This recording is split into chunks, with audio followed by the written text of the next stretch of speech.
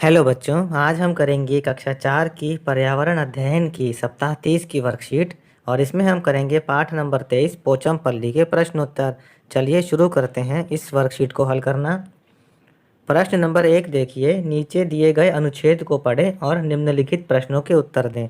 बच्चों, यहाँ पर एक पैराग्राफ दिया गया है, हम पहले इसे पढ़ेंगे। वाणी और प्रसाद मुक्तापुर नामक गांव में रहते हैं। मुक्तापुर गांव तेलंगाना के पोचमपल्ली शहर मंडल में है। मुक्तापुर गांव है तेलंगाना में, जो कि पोचमपल्ली शहर के अंदर है। इस कस्बे के अधिकांश परिवार बुनकर हैं, यानी वो बुनाई का काम करते हैं। इसलिए वे जो विशेष कपड़ा बुनते हैं उसे पोचमपल्ली कहते हैं, और स्पेशल टाइप का कपड़ा जो वो बुनते हैं उसको पोचमपल्ली कहते हैं। वाणी और प्रसाद के पिता, माता और परिवार के अन्य सदस्य बुनकर हैं। एक परिवार है वाणी का, उसमें और प्रसाद किनके माता पिता और परिवार सभी बुनकर का काम करते हैं। उन्होंने अपने बड़ों से कपड़े बुनना सीखा। वाणी और प्रसाद भी स्कूल से वापस आने के बाद अपने माता पिता की मदद करते हैं। उनका घर हमेशा चमकीले रंग के धागों के बंडलों से भरा रहता है। इन्हीं चमकीले रंग के धागों के बंडलों से वो कपड़े को बुनते हैं। वे जो बुनाई करती हैं वह बेहद खूबसूरत और ख़ास है। इस बुनाई के लिए कड़ी मेहनत की आवश्यकता होती है, और वास्तव में बुनाई से पहले कई अलग अलग चीज़ें करनी पड़ती हैं। अब हम प्रश्न उत्तर करते हैं। पहला, मुक्तापुर गांव तेलंगाना के किस शहर में स्थित है? बच्चों, मुक्तापुर गांव तेलंगाना के पोचमपल्ली शहर में स्थित है। दूसरा, पोचमपल्ली शहर क्यों प्रसिद्ध है? बच्चों, पोचमपल्ली शहर विशेष प्रकार के कपड़े की बुनाई के लिए प्रसिद्ध है। यहाँ एक विशेष प्रकार का कपड़ा बुना जाता है। तीसरा देखिए, वाणी और प्रसाद के परिवार के सदस्य क्या करते हैं? वाणी और प्रसाद के परिवार के वाणी और प्रसाद के परिवार के सदस्य बुनाई का कार्य करते हैं।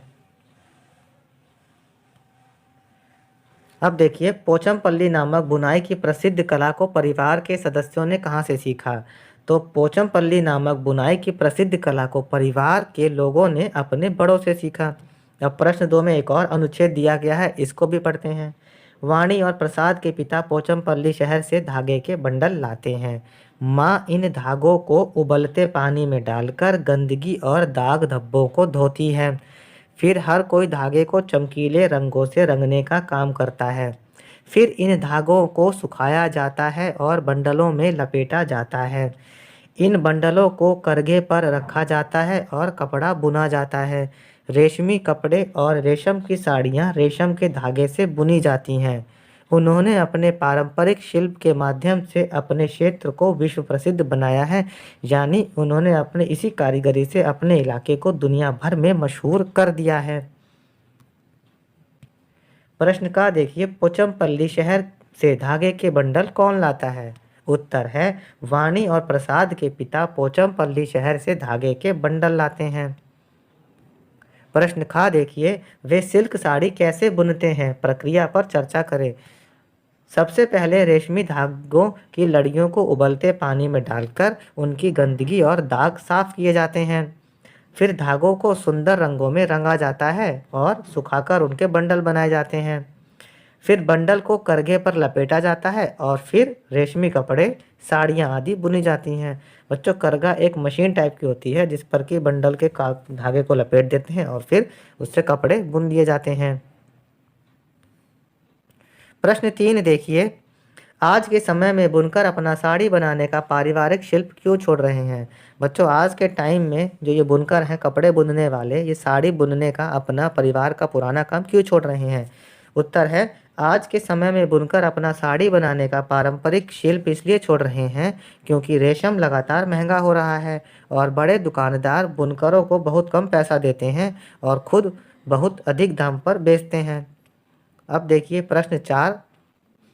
नीचे तालिका में कुछ कामों की सूची दी गई है। यहाँ पर कुछ कामों के नाम दिए गए हैं। क्या आप ऐसे लोगों को जानते हो जो ये काम करते हैं? उन लोगों के नाम यहाँ लिखने हैं और उन्होंने ये काम किससे सीखा, उनके नाम यहाँ लिखने हैं।